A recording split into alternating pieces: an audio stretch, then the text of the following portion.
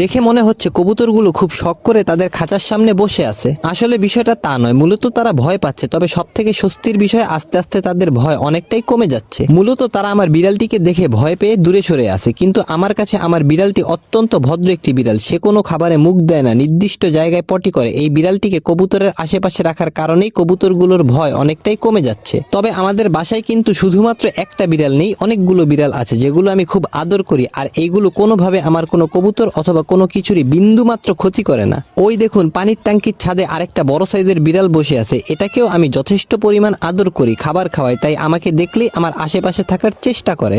এই যে আরেকটা পুচকে বিড়াল দেখা যাচ্ছে, আর এটাও আমার আশেপাশে থাকতে খুব পছন্দ করে। তবে এই বিড়ালটিকে আর মানুষ করা গেল না, ওর স্বভাবটা একটু ছ্যাঁচড়া টাইপের। এইদিকে আমি আবার বিড়ালের জন্য কিনে নিয়ে আসা মুরগির মাংস ফ্রিজ থেকে বের করে পানিতে ভিজিয়ে রাখছি, যাতে করে আলাদা আলাদা প্যাকেট করে রাখতে পারি। এতে করে বিড়ালগুলোকে খাবার দিতে সুবিধা হয়। হঠাৎ পায়ের মধ্যে একটি মশা কামড়ে দিতে তাকে আমি মেরে সেই মশাটিকে আমার মুরগির পেটে সাপ্লাই করে দিলাম। এইদিকে ফ্রিজ থেকে বের করে আনা জমাট বাঁধা মুরগির মাংসগুলো আস্তে আস্তে খুলতে শুরু করেছে। আমিও হাত দিয়ে যতটুকু পারছি ছাড়িয়ে নিচ্ছি। ওই দেখুন, আরেকটা বিড়াল দেয়ালের অন্য পাশ থেকে আমাকে দেখে উকি দিচ্ছে। যদিও হাত দিয়ে যখনই আমি দেখাতে যাচ্ছি, ঠিক তখনই কেন জানি আমার ক্যামেরা ব্লার হয়ে যাচ্ছে। তবুও জুম করে যতটুকু পারছি আপনাদের দেখানোর চেষ্টা করছি। আশা করি স্ক্রিনে দেখা যাচ্ছে। তবে বিড়ালগুলো রেখে আমার খুব লাভই হয়েছে, কেননা এগুলোর কারণে অন্য কোনো বিড়াল বাড়িতে ঢুকতে পারে না। আমার কবুতর অথবা অন্যান্য পশু পাখিকে আক্রমণও করতে পারে না। শুধু অন্যান্য বিড়াল নয়, কুকুর পর্যন্ত এই বিড়ালগুলোর কারণে বাসার ভেতরে ঢুকতে ভয় পায়। এইদিকে আমার বিড়ালটা দেখতেই তো পাচ্ছেন, দৌড়ে অন্য জায়গায় সরে যাচ্ছে, কেননা হঠাৎ রোদের তীব্রতা বেড়ে গিয়েছে। এখন আমার পার্সিয়ান ডলফেস বিড়ালটা ছায়া খুঁজছে, কারণ ও ঠান্ডা জায়গা খুব পছন্দ করে। বেশি গরম জায়গা অথবা গরম আবহাওয়া ও মোটেও পছন্দ করে না।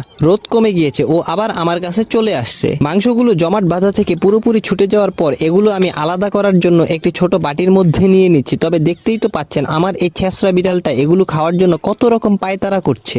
মাংসগুলো আলাদা করে ছোট ছোট প্যাকেট করে নিলাম, যাতে করে ফ্রিজ থেকে একটা একটা করে বের করে এগুলো ভালোভাবে সিদ্ধ করে বিড়ালটিকে খাবার দিতে পারি। বিড়ালের মাংসগুলো আলাদা আলাদা পোটলা করে এগুলো আবার একটা পলিথিনের মধ্যে ভরে আটকে নিচ্ছি। তবে আপাতত এদের খাবার দেওয়ার জন্য আমি বাটির মধ্যে কিছুটা মাংস আলাদা করে রেখেছি। আর মাংসগুলো যদি আমি এখানে রেখে বাকি মাংসগুলো ফ্রিজে রাখতে যাই, তাহলে দেখা যাবে ছোট বিড়ালটা সবগুলো মাংস নিয়ে টানাটানি শুরু করে দিয়েছে, এগুলো নষ্ট করে ফেলবে। তাই আপাতত খাবারগুলো আমার কবুতরের খাঁচার উপর রেখে বাকি খাবারগুলো নিয়ে ফ্রিজে রাখার প্রস্তুতি নিচ্ছি। দেখতেই তো পাচ্ছেন পুরো ফ্রিজ এখন মাছ এবং মাংসে একেবারে ভরে টইটুম্বুর। তবে ফ্রিজে সবার নিচের এই অংশটুকু শুধুমাত্র আমার জন্য বরাদ্দ করা, এখানে আমি আমার বিড়ালের খাবার রাখি। এই তো দেখতে পাচ্ছেন এক প্যাকেট মাংস আছে, এটাও আমার বিড়ালের জন্য। তার সাথে আবার আরও এক প্যাকেট মাছ রাখা আছে, এটাও আমার বিড়ালের জন্য।